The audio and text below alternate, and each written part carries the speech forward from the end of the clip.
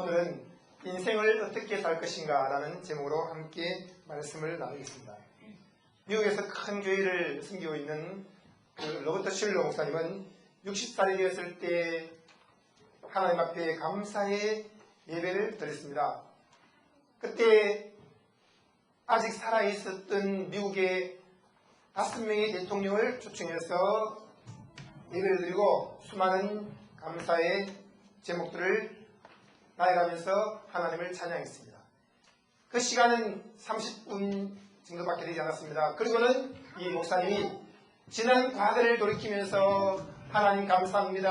하나님을 찬양합니다. 하나님께서 단 몇 분 가지고 이렇게 교회를 시작하게 하셔서 세계적인 교회가 되게 하셨고 지금도 매주마다 1000만 명 이상의 사람들이 방송을 통해서 복음을 듣게 하시니 감사합니다 라고 주님을 찬양했습니다만 그는 그 30분의 예배가 끝나자마자 다시금 큰 꿈을 가지고 환상을 보며 예언을 말하며 새로운 삶을 시작하게 되었고, 그리고 이번 달에는 또 새로운 책이 나왔는데 78살 되어서 이제 무슨 깨달음이 있으며 이제 무슨 메시지를 전할 것인가 라고 생각할 수 있지만 그는 하나님께서 지금 이 나이에 새로운 깨달음을 주셨고 새로운 감동을 나에게 주고 있으며 지금부터 또 10년의 계획을 세우고 달려가고 있다고 하면서 나는 앞으로 100살까지 아니 그 이상을 살기를 원하고 있으며 그렇게 될 줄로 믿는다고 말했습니다.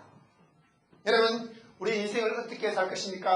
지나온 과거의 큰 업적을 보면서 이야 정말 잘했어 정말 좋아 라고 하면서 거기에 안주할 것입니까? 아니면 앞으로 열려질 새로운 날들을 기대하면서 큰 꿈과 소망을 갖고 살 것입니까? 여러분, 지나간 날들은 이미 다 지나갔습니다. 주님께서 말씀하기를 너희는 이전 일을 기억지도 말고 생각지도 말라. 보라 내가 새 일을 행하리니 이제 나타낼 것이라고 말씀을 하고 있습니다. 여러분, 지나간 삶이 내 인생에 앞으로 나는 삶들을 결정지을 수 없습니다. 지금 내가 어떤 꿈을 갖고 어떤 환상을 보고 어떤 예언을 하느냐에 따라서 우리 인생은 완전히 달라지게 됩니다. 여러분, 내일은 역사적으로 한 번도 없었던 날입니다. 그 내일이 우리에게 손짓하고 있습니다. 그 내일을 어떻게 열겠습니까? 꿈이 없으면 오늘 살던 그대로의 삶을 가지고 내일을 살아갑니다. 어제나 오늘이나 내일이나 변함이 없습니다. 이미 그 사람은 죽은 사람이요 그의 인생에는 종결이라는 묘비가 세워져 있습니다.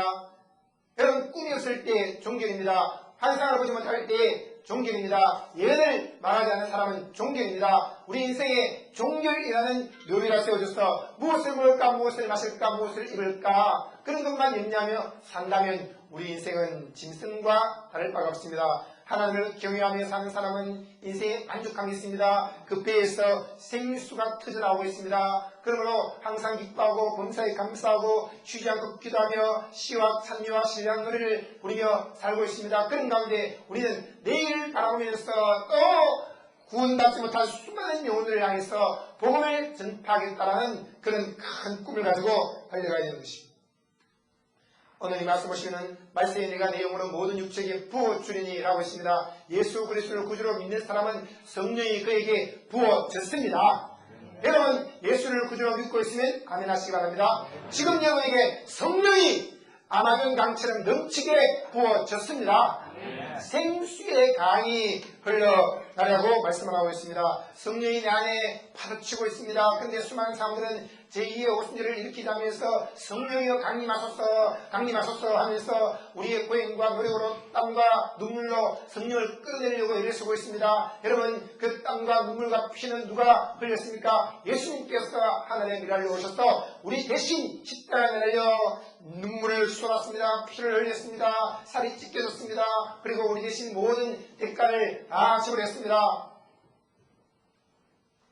저는 한 번씩 설교할 때마다 이마에서 땀이 폭포수처럼 쏟아지는 것을 보면서 이야 참 이게 보통 일이 아니구나. 이 예배당을 얼음장처럼 차갑게 만들어봐 라는 생각도 들 때가 있습니다. 그러나 제 마음속에 깨달음이 오기를 너가 복음의 메시지를 선포하는데 그렇게 땀을 쏟아내느냐 하지만 그 복음을 주기 위해서 하나님 아들 독생자 예수 그리스도가 십자가에 매달려 죽으실 때 그 이마에서 땀을 쏟아냈을 뿐 아니라 피를 쏟아내면서 모든 대가를, 모든 값을 다 지불했다라고 하셨습니다. 예수님께서 피를 쏟으실 때 그분은 자랑스러웠습니다. 그분은 죄가 없는 하나님의 아들이었습니다. 우리 인류의 모든 죄와 저주를 다 짊어지고 대신 피를 쏟으셨고, 그분은 하늘과 땅 사이에 매달려서 위로는 하나님 아버지의 손을 잡으시고 아래로는 인류의 손을 잡으시고 그 양손을 자기 가슴에 얹으시면서 피를 내뿜으며 그분은 다 이뤘다. 아버지여 저들의 죄를 용서하여 주옵소서. 저들이 하는 것을 알지 못하나이다 라고 외치셨습니다. 여러분, 예수님께서는 이처럼 우리의 모든 죄를 지고 십자가에서 피 흘려 죽으신 하나님의 어린 양이셨습니다. 그가 죽은 이 사람의 죄가 없는 하나님의 아들이심으로 사망 권세, 어둠의 권세, 마귀의 권세를 다 깨뜨려버리시고 죽은 이 사람의 부활하셨습니다. 그 예수 그리스도가 모든 값을 지불하고 하늘로 올라가셨습니다. 그리고 이 땅에 오순절날에 성령이 임하셨습니다. 성령은 오순절날 한 번 오셨습니다. 그 이후로는 이 땅에 머물러 계십니다. 그리고 예수 그리스도를 구주로 믿는 사람들 속에 성령이 들어가시는 거예요. 여러분, 성령은 누구십니까? 예수 그리스도의 영이십니다. 예수님을 인정한다는 것은 곧 예수 그리스도의 영 성령을 우리 속에 모시는 것을 말씀하고 있습니다. 마음으로 믿어 의에 이르고 입으로 시인함으로 구원에 이르렀습니다. 예수를 구주로 믿는 사람들은 그 속에서 생수가 터져나오고 있습니다. 마른 땅이 시내가 되었습니다. 광야에서 샘이 터져나왔습니다. 여러분, 이른 비와 늦은 비가 계속 부어주고 있습니다. 어디에서 부어주고 있습니까? 하늘문이 열리고 하늘에서 성령의 단비가 내려오는 것이 아닙니다. 이제는 하나님의 나라가 우리 속에 들어와 있으므로 우리 안에서 하나님의 생수의 강이 흘러넘치고 있으며 하나님의 성령의 늦은 비와 이른 비가 계속적으로 부어지고 있으므로 우리는 이미 성령 충만한 삶을 살고 있습니다. 여러분, 믿음으로 성령 충만해졌습니다. 행위로는 성령 충만함을 얻을 수 없습니다.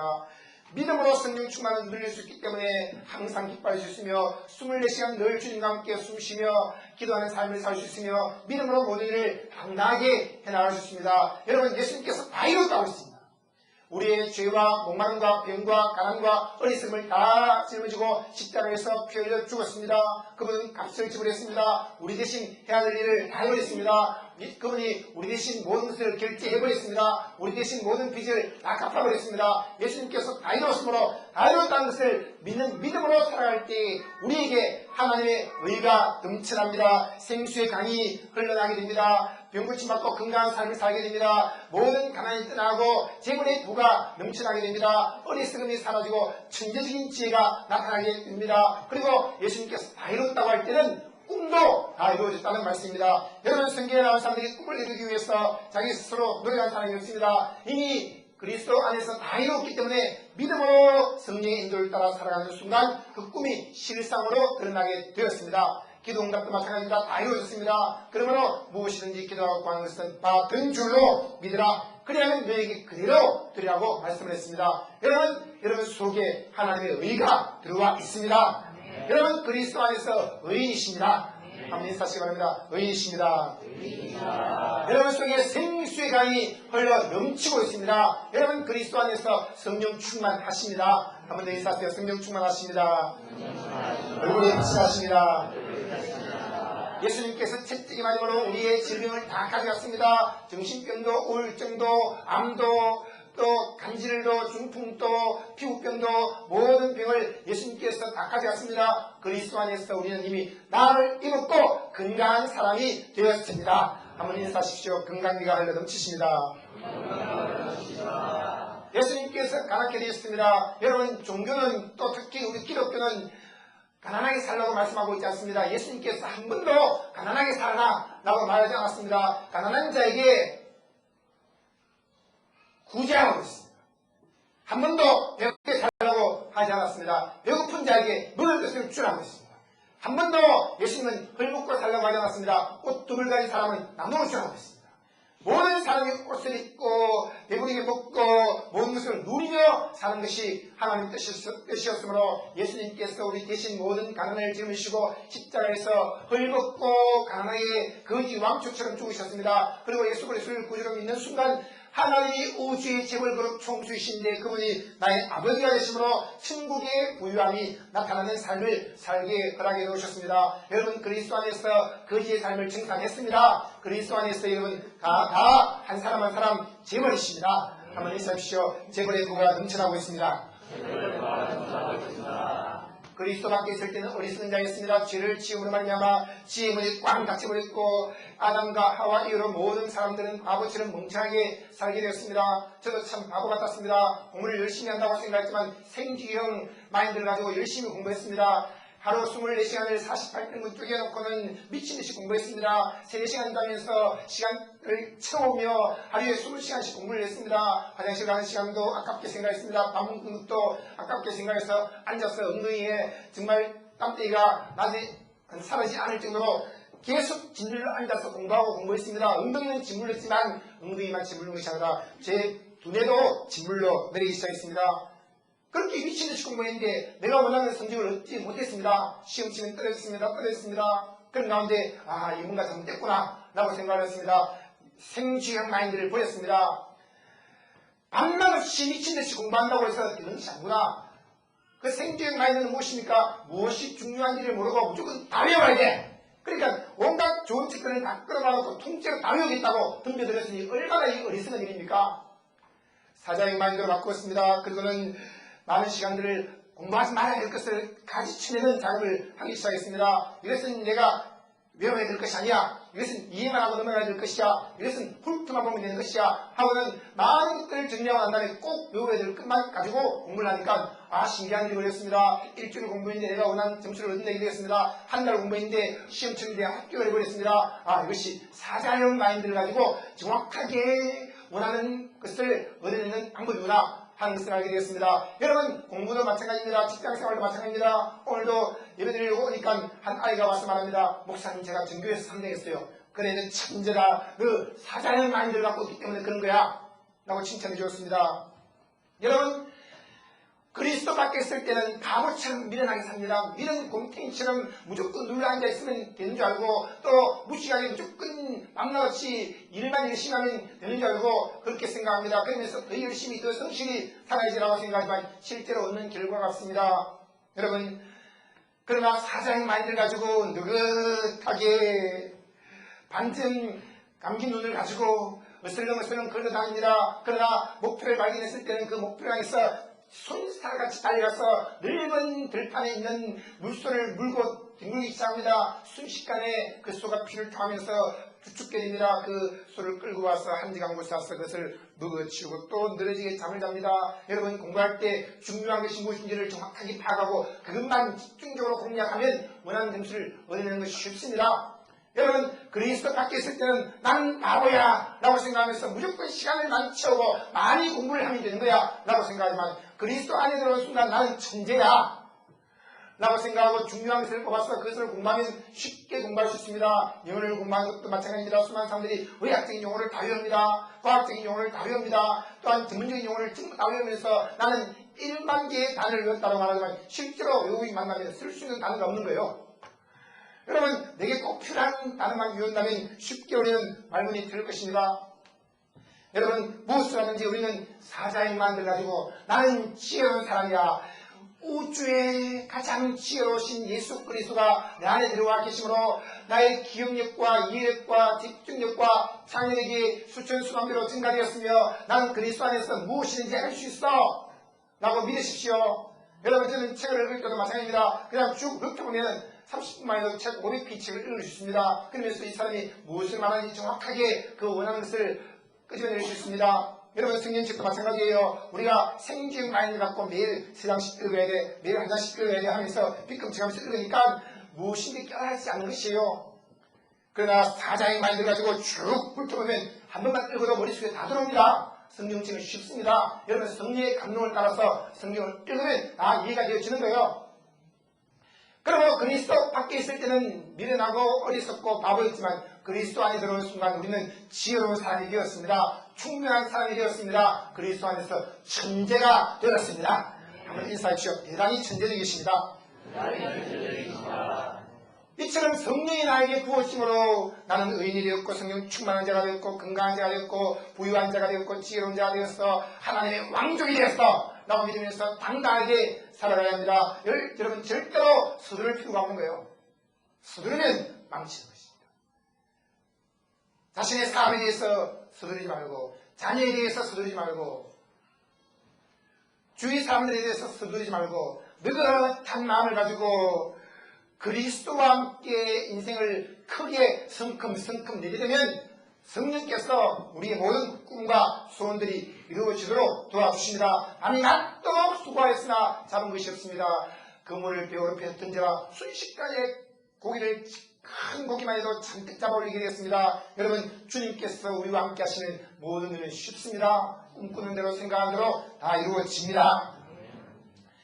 이처럼 예수님께서 십자가에서 다 이뤘다는 것을 믿는 믿음으로 살아가야 됩니다. 그리스도 안에서 발견된 나의 자상을 가지고 담대하게 살아가야 됩니다. 여러분 내 주위에 있는 사람을 절대로 정죄하지 마세요. 나 자신에 대해서 비판하지 마세요. 나는 잘하고 있어. 크게 멀리 내다보면서 살고 있으니 하나님께서 지금도 역사하고 계시며 모든 능력으로 죽은 자를 살리시며 없는 것을 있는 것처럼 불러내시는 분인 줄 믿고 있어. 하나님께는 천년이 하루 같고 하루가 천년이 같아 천년 동안 해야 될 일을 하루만에도 이루시는 분이냐? 할렐루야. 여러분 둘째로 인생을 어떻게 살아가야 되겠습니까?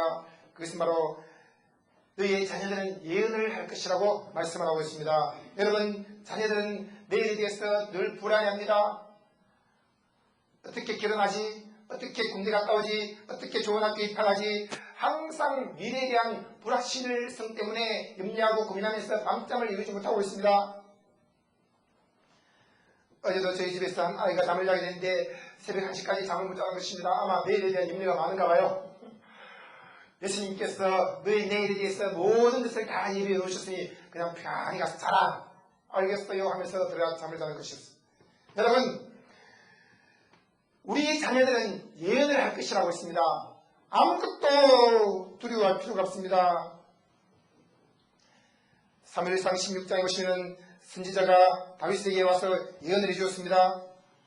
하나님께서 사울 왕이 그의 목소리를 듣지 않고 자기 마음속에는 탐욕을 따라서 움직이는 것을 보고 내가 그를 버렸다고 했습니다. 그리고 밤새도록 울고 있는 사무엘 선지자에게 하나님 말씀이 있겠습니다. 그리고 사무엘에게 말씀하기를 내가 이미 사울을 버렸어. 이스라엘 왕이 되지 못하게 하였거늘 너가 언제까지 그를 위하여 슬피 울겠느냐. 너는 지금 당장 기름을 꿀에 채워가지고 가라. 여러분 이전 것은 지나간 것입니다. 다 잊어버리고 성령과 함께 지금 믿음으로 또 새로운 일을 시작해 나가야 됩니다. 수많은 사람들이 과거에 집착하기 때문에 더 이상 큰 일을 하지 못하는 것을 볼 수 있습니다. 내가 그를 베들레헴 사람 이세에게 보내리니 이는 내가 그 아들 중에서 한 왕을 예언하였음이니라. 사무엘이 말합니다. 하나님이여 내가 어찌 갈 수 있겠나이까. 사울이 때리면 나를 죽이려 할 것입니다. 여호와께서 말씀했습니다. 너는 암송아지를 끌고 와서 말하기를 내가 여호와께 제사를 드리러 왔다. 나가라. 이세를 제사에 청하라. 내가 너의 행할 일을 가르치리니 내가 너에게 알게 하는 자에게 나를 위하여 기름을 부을지니라. 사무엘이 여호와의 말씀대로 행했습니다. 베들레헴에 이르자 성읍 장로들이 떨며 그를 영접하면서 말했습니다. 아니 평강을 위해서 왔습니까? 어떤 일로 오셨습니까? 평강을 위해서 왔노라. 내가 여호와께 제사하러 왔으니 스스로 성결케 하고 와서 나와 함께 제사를 지내자. 이세와 그 아들들을 성결케 하고 제사에도 청했습니다. 그들이 오자 사무엘이 엘리야를 보고 이야 여호와의 기름 부으실 자가 과연 여기에 있구나 하면 기름 부으려고 손을 들 때 하나님의 음성이 들려왔습니다. 사무엘아 사무엘아 멈춰라. 그 용모가 심장을 보지 말아라. 내가 이미 그를 버렸노라. 나의 보는 것은 사람과 같지 아니하니 나는 사람의 외모를 보지 않고 그 중심을 보는다. 이세가 아비나답을 불렀습니다. 사무엘 앞을 지나게 하자 사무엘이 생각을 이야 이 사람이 진짜구나 진짜이구나 하면서 기름을 부어야 되겠다. 그럴 때 주님께서 아니다. 그도 내가 택하지 않았느니라. 산마가 지나가자 하나님께서 그도 아니라. 이새가 그 아들 7으로 다 사무엘 앞을 지나게 했습니다. 그런데 하나님께서는 사무엘에게 내가 이들을 택하지 않았느니라 라고 했습니다. 그러자 사무엘이 이새에게 물었습니다. 아들들이 뿐입니까? 더 없습니까? 그러자 이새가 말하기를 예, 한 명의 아들이 되어 있습니다. 말띠가 남아있는데 그가 저 들판에 와서 양을 치고 있습니다. 그 당시 양치는 직업은 가장 천한 직업이었습니다. 그는 부자끄럽습니다. 그는 특별한 인물이 아닙니다. 덩치도 왜소하고 여자처럼 예쁜 모양을 갖고 있습니다. 그가 큰 인물 되리라고는 기대할 수가 없습니다. 아예 우리 집안에서 제쳐놓았습니다. 사무엘이 말했습니다. 보내어 그를 데려오라. 그가 여기 오기까지는 우리가 식사 자리에 앉지 않겠노라. 이에 보내어 그를 데려왔습니다. 그의 빛이 붉고 눈이 빼어나고 얼굴이 아름다웠습니다. 여호와께서 말씀했습니다. 이가 그니 일어나 기름을 부으라. 사무엘이 기름불을 쥐어서 그 형제 중에서 그에게 부었습니다. 이날 이후로 다윗이 여호와의 신에게 크게 감동이 되었습니다. 사무엘이 떠나서 남아로 갔습니다. 여호와의 신이 사울에게서 떠났고 그리고 여호와의 신이 다윗에게 함께 있습니다. 여러분, 이 사무엘 선지자가 다윗에게 기름을 붓는 그 순간 이미 다윗은 왕이 되었습니다. 그는 이미 왕이 되었다고 믿었기 때문에 자기 스스로 왕되기 위해서 무엇인가 미친듯이 뛰어다니거나 인간적인 방법과 술을 써야 될 필요가 없었습니다. 사울이 다윗을 시기하여서 죽이려고 군사를 데리고 계속 죽이겠을 때 어느 순간 그 다윗은 사울 왕을 죽일 기회가 왔었습니다. 그럼에도 불구하고 그는 죽이지 않고 옷자락만 살짝 빼었습니다. 여러분 왜 그렇습니까? 그를 죽여버리고 내가 왕이 되면 되지 않을 것인가 라고 생각했지만 실제로 그렇지 않습니다. 바로 이 다윗은 예언을 했습니다. 사무엘 선지자가 한 예언이 곧 자기의 예언이었고 그의 마음속에 미래에 대한 분명한 예언이 있었기 때문에 다윗을 죽일 필요가 없습니다. 그 예언은 무엇입니까? 다 이뤘다는 것입니다. 나는 이미 기름 부음 받는 순간 어린 아이이지만 이미 왕이 되었어. 왕이 될 것이라고 생각한 것이 아닙니다. 하나님의 음성이 그에게 들려옵니다. 너는 많은 백성들의 왕이 되었느니라. 내가 너를 왕으로 세웠느니라 라고 했습니다. 여러분 세계적인 큰 꿈을 품고 있습니까? 하나님께서 이미 여러분을 왕으로 세웠습니다. 나는 왕이다. 세 번 시작. 나는 왕이다. 나는 왕이다. 나는 왕이다. 테드 터너는 방송의 왕이 되었습니다. 그는 CNN을 통해서 전 세계에 좋은 뉴스를 보내고 있습니다. 빌 게이츠는 그는 또 새로운 프로그램의 컴퓨터의 왕이 되었습니다. 그는 단순히 왕이 아니라 황제가 되었습니다. 에디슨은 발명 왕입니다. 백화점 왕 워너리키가 있습니다. 여러분 지나온 왕들도 있고 지금의 왕들도 있지만 여러분이 지금 큰 세계적인 꿈을 품고 있으므로 이미 주님 우리에게 예언해 주십니다. 다 이뤘다. 너의 꿈이 다 이루어졌으므로 너는 이미 너의 분야에 있어서 왕이 되었단다 라고 말씀하고 있습니다. 한번 인사하세요. 왕을 만나서 영광입니다.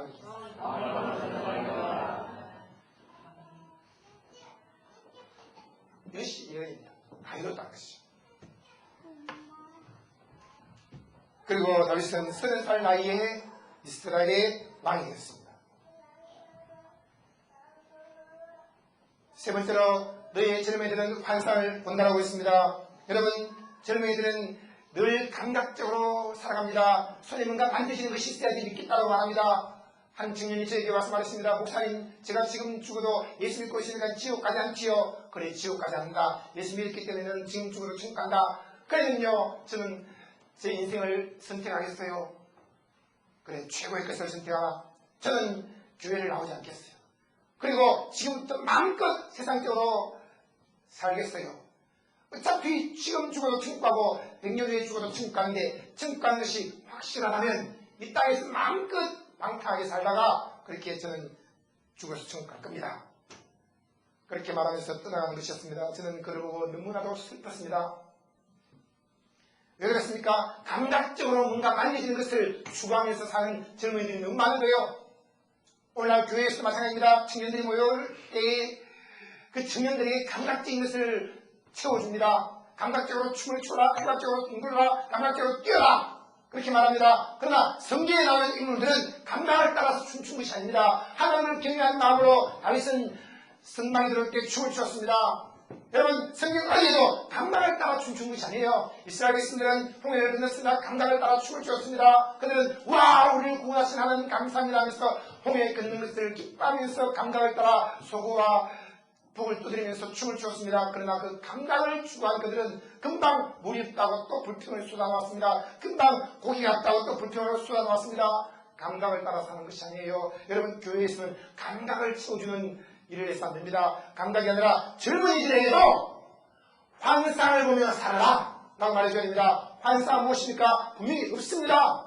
현실적으로는 없는데도 불구하고 이미 가졌다라고 손에 잡힌 것처럼 믿고 살라는 것입니다. 여러분, 여전히 습관적인 죄를 짓고 있습니다. 그런데 의를 가졌어. 나는 그러한 삶을 살고 있어. 그 믿음으로 살 때 습관적인 죄를 다 떨쳐버리고 그러한 삶을 살게 됩니다. 성령의 은사가 아직 나타나지 않았습니다. 그럼에도 불구하고 나는 9가지 성령의 은사를 다 받았어. 그 은사가 나타나고 있어. 라고 믿음으로 안수하고 믿음으로 말씀을 선포하고 믿음으로 주님과 함께 달려가는 것입니다. 아직까지 육체의 질병이 있습니다. 또 피부병도 있고 우울증도 있고 이러지 많은 위장병도 있습니다. 그런데도 불구하고 나는 다 나았어. 머리끝에서 발끝까지 깨끗이 고침받았어. 라고 믿으면서 건강한 몸을 환상으로 바라보면서 살아갈 때 순식간에 그 질병들과 연약한 것들은 다 사라져버리고 실제 우리가 환상을 본 그대로 혈류증들은 알라버리고 속에 눈이 떠지게 되고 중풍병자가 일어나게 되고 죽은 자가 살아나게 되는 그런 기적을 체험하게 되어집니다. 여러분, 현실은 무엇입니까? 통장에 돈이 없습니다. 직장에서 쫓겨나왔습니다. 또 내 주위에 동료들이 배반하고 있습니다. 그런 가운데 당장 아이에게 줄 우유 값도 없습니다. 그렇지만 그것은 현실입니다. 감각을 따라서 하나님께 원망과 불평을 쏟아놓을 것이 아니라 우리는 환상을 따라 살아야 된다. 환상을 보아야 됩니다. 아, 냉장고가 가득 찼어. 우유가 박스채로 들어왔어. 하나님께서 비어있는 장롱을 가득 채우셨어. 통장에 수천억이 들어와 있어. 여러분, 지금 갖고 있는 통장의 잔고에다가 동그라미를 한 10개만 더 치세요. 그리고 나는 이 돈을 가졌어 라고 생각하면서 환상을 보면서 살아야 됩니다. 여러분, 사람이 사업을 하다 보면 10억을 느낄 수도 있고 10조 원을 느낄 수 있습니다. 그건 아무것도 아닙니다. 이 땅에 살 동안에 전 세계에 있는 재물을 다 끌어모아서 끌어모을 수 있는 만큼 다 끌어모아서 그것을 가지고 마음껏 복음을 전파하고 주님 모시고 올라간 거예요. 여러분, 그 무엇도 두려워하지 마십시오. 이미 빚을 다 갚았어. 이미 내가 원하는 돈은 다 들어왔어 라고 믿고 환상을 보면서 살아가십시오. 사람들이 현실에 제일 민감한 것이 돈 문제입니다. 돈이 없다고 생각하면서 나는 가난해, 나는 이제 힘들어 죽을 지경이야 라고 생각합니다. 여러분, 그것은 헛상입니다. 그것은 현상입니다. 현실입니다. 그런 것을 믿지 말고 우리는 환상을 보면서 살아야 됩니다. 배가 텅 비어 있습니다. 그것은 현상이요 현실입니다. 예수님께서 오셔서 말씀하시는 순간 환상을 보게 되었습니다. 깊은 곳에 가서 그물을 던져라. 순식간에 도리가 가득히 차게 되었습니다. 여러분, 환상을 보면서 살아가시기 바랍니다. 여러분, 통장에 억만장자의 부가 가득히 차고 넘칩니다. 여러분, 옷장에 새 옷이 가득 찼습니다. 여러분, 뒤에 있는 자궁에 아이가 생겼습니다. 여러분, 모든 것이 넉넉하여 모든 착한 일을 넘치게 하시는 주님을 찬양하면서 환상을 보면서 살아가시기를 바랍니다. 현실은 무엇입니까? 공부를 해도 공부가 잘 안 돼. 그것은 순간적인 감각이요, 순간적인 느낌입니다. 여러분, 시험 치는 날은 자꾸 다가오고 벌써 6개월 동안 공부를 해도 손이 잡히지 않습니다. 괜찮아요. 쉬운 공부라는 것이 원래 그런 것입니다. 평소에는 잘 안 되는 것처럼 보이는데도 그냥 시간 때우고 힘들게 앉아있다고 어느 순간 공부할 수 있는 눈이 확 열리기 시작하면 무엇이 중요하고 무엇이 중요하지 않구나 알게 되어집니다. 그러면서 공부를 하는데 한 달만 공부해도 내가 원하는 점수를 얻어낼 수 있는 거예요. 느낌을 따라서 공부하지 말고 믿음으로 공부를 해요. 나는 지혜와 나는 이미 합격을 했어. 내가 원하는 것을 다 가졌어 라고 믿고 믿음으로 살아가면 하나님께서 그 믿음대로 될지다 라고 말씀하시면서 우리의 삶을 형통한 길로 열어주십니다. 여러분, 환상을 보면서 환상. 창세기 13장 14절 보시면은 하나님께서 아브라함에게 나타나셔서 너는 현실을 보지 말고 환상을 보며 살라고 했습니다. 여러분, 아브라함은 75세 때 하나님 부름 받아서 갈대아우를 떠나왔습니다. 그런 가운데 이제 세월은 계속 흘러갑니다.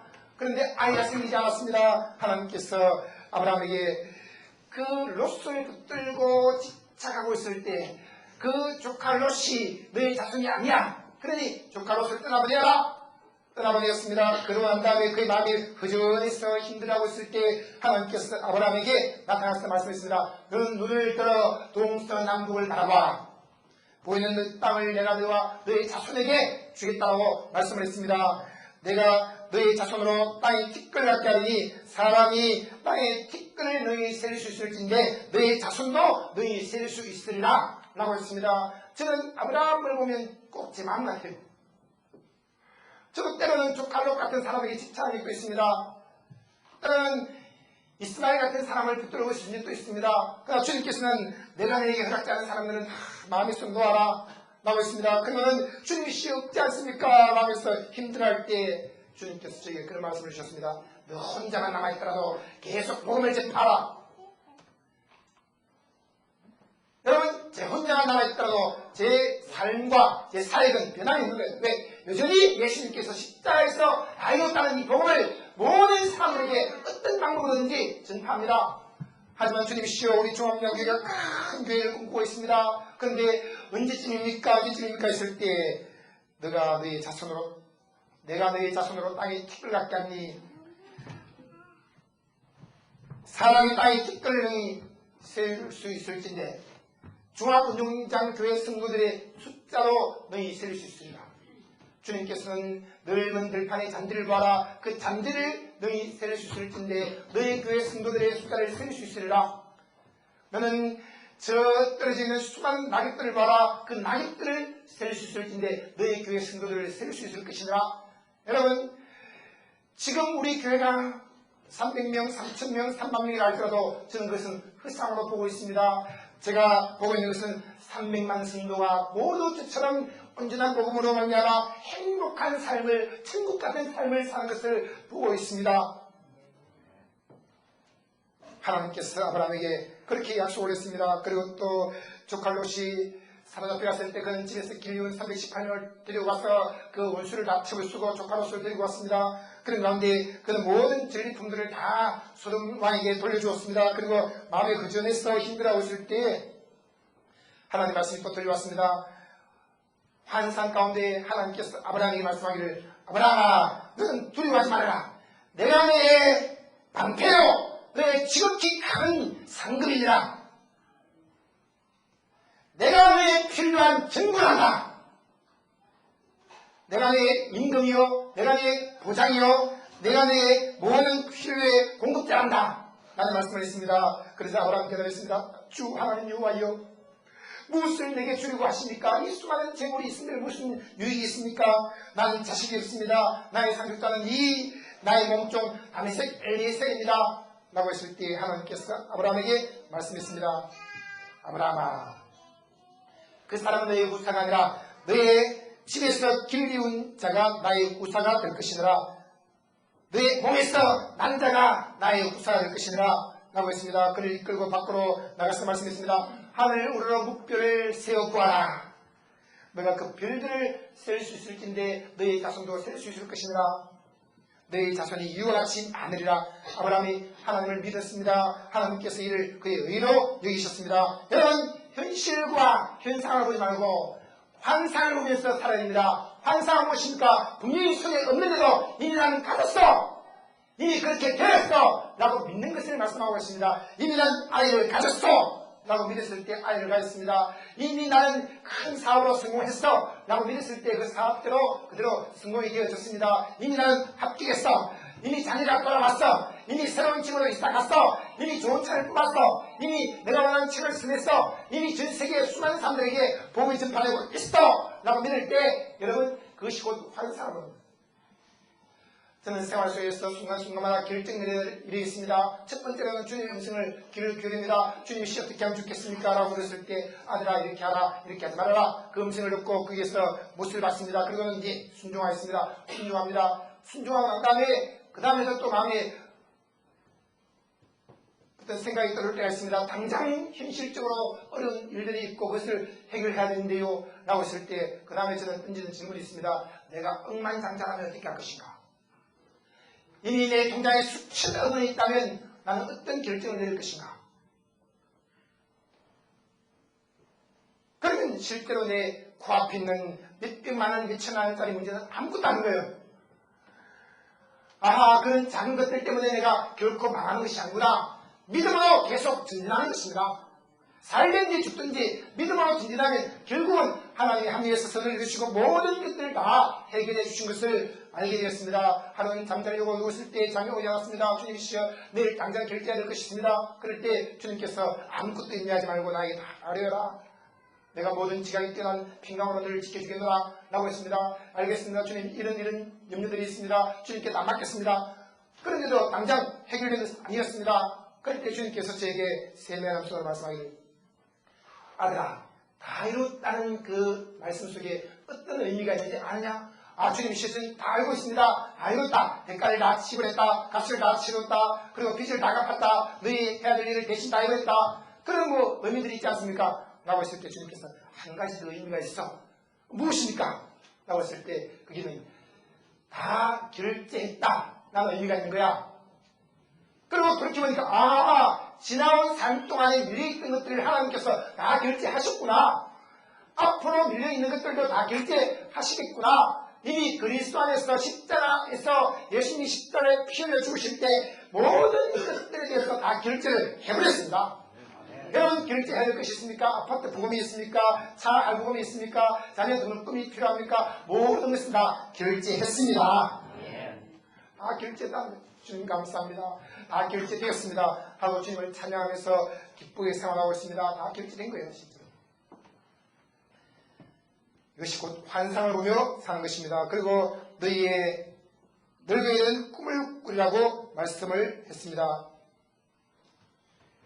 성령에 임한 사람은 꿈을 꿉니다. 여러분 많은 기적을 체험했고 예수님의 죽음과 부활을 목격한 최고의 영광을 누린 그 베드로에게 주님께서 나타나셔서 꿈을 주었습니다. 난 더 이상 필요한 것이 없어. 다 알고 있어. 다 체험했어. 베드로는 비어있는 배에 고기를 가득히 채웠습니다. 베드로는 귀신을 쫓아냈고 병든 자를 고쳤습니다. 베드로는 무리를 첨벙첨벙 걸었습니다.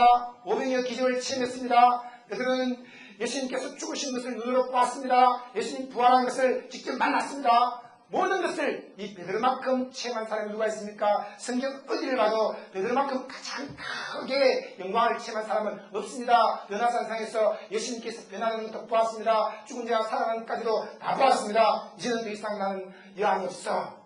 여러분 우리 인생을 50살을 살고 70살을 살았을 때 나는 체험할 것 다 체험했어. 만질 것 다 만졌고 볼 것 다 봤어. 라고 생각하십니까? 그런 베드로에게 주님께서 말씀하십니다. 너는 지나온 삶을 살아가느냐 아니면 지금 나를 살아가느냐. 주님과 나와의 관계는 지금 뜨거운 연애이냐. 지금 내가 가슴이 흥분되고 눈동자가 불꽃이 튀기고 주님의 인생의 길을 쫑긋 세우고 주님과 함께 흥분된 삶을 살고 있는가? 아니면 그냥 지나온 삶을 돌이키면서 아유 난 다 알 것 다 알아. 그러면서 전통적인 삶에서 머물러 있을 것인가? 예수님께서 조반을 놓은 시몬 베드로에게 물었습니다. 요한의 아들 시몬아 너가 이 사람들보다도 나를 더 사랑하냐? 이 사람들에 대한 뜨거운 사랑보다 나를 더 뜨겁게 사랑하냐? 주님 지금 묻고 있습니다. 너의 취미나 너의 습관보다도 너의 안락보다도 나를 더 사랑하냐? 너의 직장보다 나를 더 사랑하냐? 너가 지금 금방 잡아올린 그 고기보다 나를 더 사랑하냐? 배와 장비 여러분 우리의 수입들 그런 수많은 출세와 안정들 그것보다도 나를 더 사랑하냐? 라고 물으십니다. 베드로는 마태복음 26장 33절에 말씀하기를 주님이시여 다 주를 버릴지라도 나는 주를 버리지 않고 죽기까지라도 따라가겠습니다 라고 했습니다. 그러나 그때는 그의 야망이었습니다. 정치적으로 한 자리 차지하겠다는 마음이 있습니다. 주님은 그것을 다 알고 계셨습니다. 지금은 주님께서 새롭게 묻고 계십니다. 여러분, 과거에도 우리는 주님을 따랐습니다. 그러나 지금 복음을 깨닫고 주님을 따르는 것은 또 다른 의미가 있습니다. 이제는 순수한 마음으로 주님을 따르고 이제 내 자신에게 있었던 모든 문제는 해결되어졌어. 이제는 복음을 전파하기 위해서 또 주님과 함께 동업을 하는 거야 라고 믿어야 됩니다. 그리고 영원히 입맞추고 영원히 바라보고 영원히 사모해야 될 분은 오직 한 분, 그 아들 예수 그리스도이십니다. 그분이 우리의 남편이시오, 우리의 애인이시오, 우리의 친구시오. 그분이 우리의 왕이십니다. 온 마음을 다하고 목숨을 다하고 힘을 다하고 뜻을 다해서 예수님께 입맞추면서 예수님 사랑합니다. 예수님 사랑합니다. 예수님 사랑합니다. 예수님만이 나의 전부이십니다. 라고 믿고 믿음으로 나아가야 됩니다. 어젯밤에도 한 분이 저에게 메일로 상담이 들어왔습니다. 목사님, 교회에서는 그냥 사람들끼리 적으로 다 얽히고 얽혀서 인간관계를 통해서 믿음이 승리한다라고 가르치고 있는데 어떻게 생각하십니까? 라고 했습니다. 아닙니다. 혈통과 육정과 사람의 뜻에 매여서 신앙생활하면 교회가 혼란스러워지고 힘들어집니다. 성령을 따라서 신앙생활을 하십시오. 여러분, 수많은 사람들이 성령님의 인도를 받기 원하고 있습니다. 그런데 왜 성령님의 인도를 못 받고 있습니까? 주님을 사랑하는 마음으로 주님께 마음이 푹 빠져있지 않고 사람들끼리 다 얽히고 설켜 있는 거예요. 주님께서 말씀하셨습니다. 내 양을 먹이라. 내 양을 치라고 했습니다. 베드로야, 너의 양이 아니라 나의 양이다. 여러분, 모든 성도님들은 예수님과의 뜨거운 사랑 관계를 맺어야 되는 것입니다. 여러분, 목회자는 중매쟁이에 불과한 것이에요. 중매쟁이와 친해질 수 있습니다. 그러나 중매쟁이에게 마음을 둘 것이 아니라 예수님께 마음을 둬야 되는 것입니다. 여러분, 온 마음을 다해서 예수님을 뜨겁게 사랑하는 줄로 믿습니다. 한번 인사해 주시오. 예수님을 사랑합니다. 베드로가 대답했습니다. 주님이시여, 그렇습니다. 내가 주님을 사랑하는 줄 주님께서 아십니다. 내 어린 양을 먹이라. 두 번째 말씀했습니다. 요한의 아들 시몬아, 너가 나를 사랑하느냐? 예, 주님, 그렇습니다. 내가 주님을 사랑하는 줄 주님께서 잘 알고 계십니다. 내 양을 쳐라. 세 번째 또 물었습니다. 요한의 아들 시몬아, 너가 나를 사랑하느냐? 주님께서 세 번째 내가 나를 사랑하느냐?